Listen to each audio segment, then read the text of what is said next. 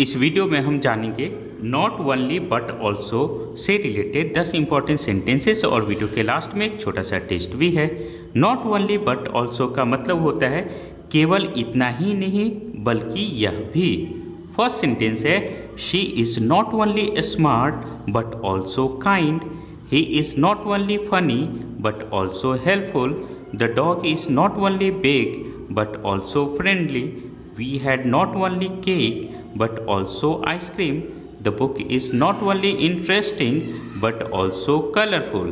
Next sentence है The park is not only big but also clean. I like not only drawing but also painting. The puppy is not only cute but also playful. The movie was not only funny but also exciting.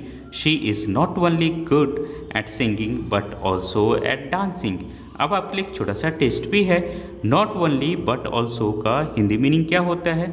दो option है, इसके अलावा कुछ भी नहीं, केवल इतना ही नहीं बल्कि यह भी। दोनों में से कौन सा ऑप्शन सही है नीचे कमेंट सेक्शन में आपको बताना है। बेसिक लेवल का स्पोकन इंग्लिश बिल्कुल फ्री में सीखने के लिए इस चैनल को आप सब्सक्राइब कर लो। उसके बाद हमारे व्हाट्सएप ग्रुप को ज्वाइन कर लेना। लिंक आपको वीडियो के डिस्क्रिप्शन में मिल जाएगा।